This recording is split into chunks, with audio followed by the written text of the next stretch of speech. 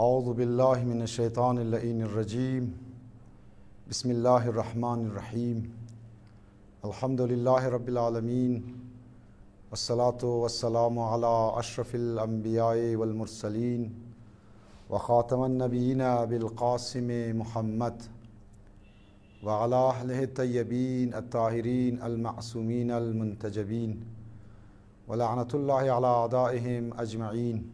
أما بعد، فقد قال الله تبارك وتعالى في محكم كتابه المجيد وفرقانه الحميد وقوله الحق: أعوذ بالله من الشيطان الرجيم قل هذه سبيلي أدعو إلى الله على بصيرة. صدق الله العلی العظیم. خدا را شکر عزیزان من، برادران من که پروردگار عالم یک بار دیگه توفیق داد خدمت شما عزیزان و مؤمنین و مؤمنات استرالیا و دیگه شیعان علی ابن ابی طالب علیه السلام بیان و مطالب اهل بیت علیه السلام و پیام حسینی، پیغام حسینی، تحریک عاشورا را برای شما بیان کنم و امیدوار هستم که این پیام و این پیغام مطالبی که عرض منم اینها مفید ثابت شده. عزیزان محترم، ما شما خوش قسمت هستیم که در زیر سایه ولایت علی علیه السلام در زندگی مونیم و خصوصا زیاد ما باید شکرگزار باشیم که ما شما در عزاداری ابا عبدالله علیه السلام در این ماه بزرگ و ماه خونین بر شمشیر ما در عزاداری و در مجالس شرکت مونیم. یک از توفیقات الهی است و بسیار ما در تاریخ و در واقعات و حکایت ها ما همیشه از علما شنیدیم، کتابار خواندیم. یک نظری خاص بر از افرادها بوده که در مجالس حسینی علیه السلام شرکت میکردن و برکات در زندگی از اونا نازل میشد، برکات نازل میشد.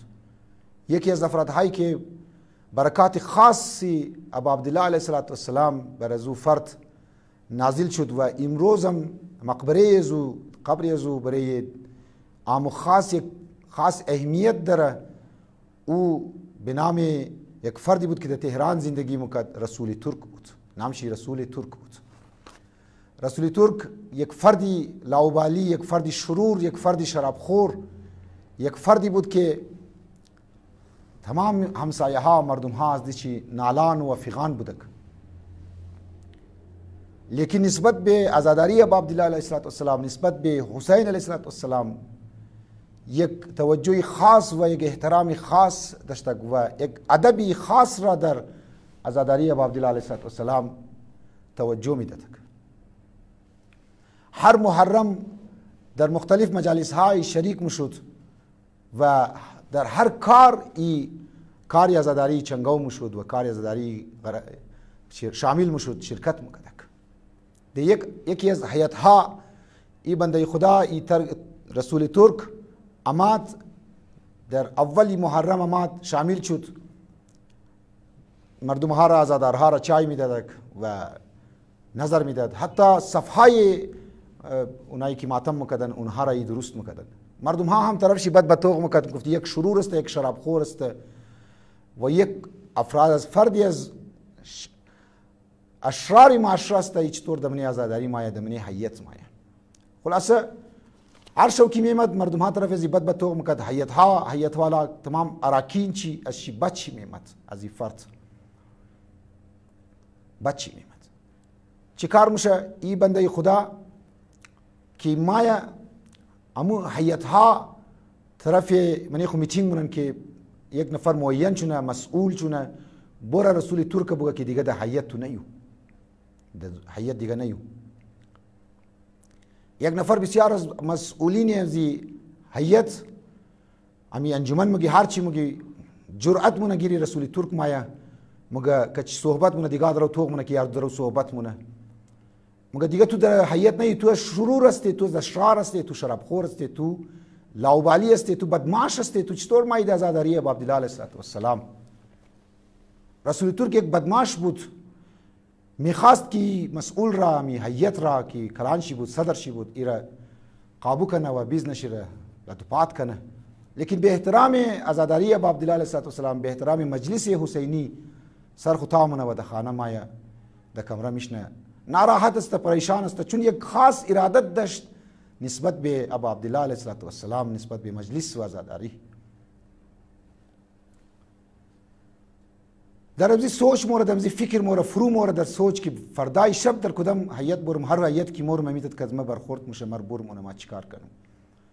امزی لحظه خواهمونه نمازم که نمیخواست، صبح که بیدار میشه دروازهش دستک میشه، ټخ ټخ میشه، زنگ خانه زده میشه، مگه خدایا در این لحظه کیه مات در این سر صبح خانه از ما کی مایه دروازه واز منه مینگر نه امو مسئولی که گفته بود، امو صدر انجمن صدر هیئت گفته بود که تو دیگه در هیئت نیو، در عزاداری نیو، ما گریه منه مگه ای رسول ترک تو عظیم شو بیا در عزاداری.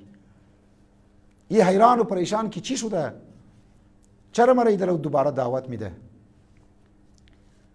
اشی پرسان من گویا مشه او بازم مگه ما تو نمگم خواو خوره، یک خواو دیده بود، یک رو در عالمی رویا یک چیزی دیده بود. خلاصه مگه تو فقط بیا. آخری ای فرد مجبور مشه خواو خو مگه ای رسول ترک دی شب که ما تو رو ممنوع کدم منع کدم اسی عمدو گفتم دیگه تو نیو. ما بعد از عزاداری مجلس چای و نظر و نیاز و غیره ما خانه رفتم، خواو رفتم خانه، گفتم خواو کنم، خواو رفتم. خواو میگنم که در عالم میدان کربلا هستم و جنگ و قتال کست است. خیام هر طرف است، خیام امام حسین، خیمه امام حسین علیه السلام است، یک طرف خیمه ابوالفضل عباس علیه السلام است، خیمه ها زیاد است، خیمه های بی است. ما میخواهیم طرف خیمه امام حسین علیه السلام برم نزدیک شونم به طرف خیمه ابو عبدالله علیه السلام.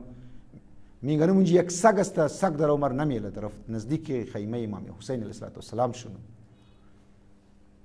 هرچی کوشش منم که نزدیک شونم نمیله و سگ قوقو منو بریز ما فریاد بزنم. ای رسول ترک ما بسیار معذرت میخواهیم از تو، ما بسیار معذرت میخواهیم که در خو که ما او چیز دیدم که نباید میگنیدم و ای بریز تو بسیار بد گبسته. رسول ترک میگه بگی تو هیچ مسئله نیست،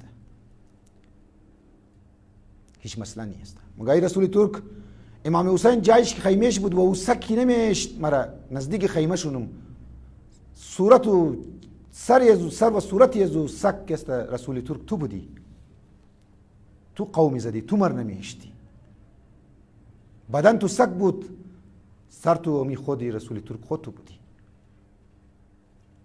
رسول ترک گریه میگره شیره و مگه که یا حسین خدا را شکر که ما سگی در اهزی اهل بیت علیه السلام است. مر تو د سگی خو قبول کردی یا حسین علیه السلام.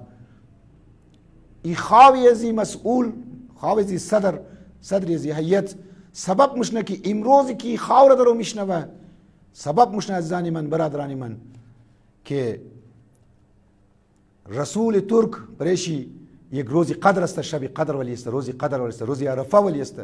توبه من توبه نسو و امروز بسیاری از افراد در تهران در مقبره از رسول ترک مورا حاجت میخواه. او بزرگوار است، او فرد است که از دری از خاندان زندگی خود تبدیل کرد، توبه نسو کرد و یک فرد متدین جور شد، با نماز یک فرد روزدار جور شد، یک فرد عاشق واقعی ابو عبدالله علیه السلام جور شد. شما باید مجلس باید این نیت را داشته باشیم، این فکر باید داشته باشیم، این اراده را داشته باشیم که ما عزاداری ابو عبدالله علیه السلام از مجلسی که برو رفتیم، ما باید منیم یک چینجینگ باید، منیم یک تغییر باید، ما نوکری واقعی امام حسین علیه السلام باشیم. چاره جز نیست که ما نوکری واقعی امام حسین باشیم. عزیزان من، برادران من، چاره نیست. دعا منم خدایا به حق محمد و آل محمد، به حق ازی خاندان دستای از مرد ازی ما بگرتو که ما شما هم مانند رسول ترک، مانند یک روز قصه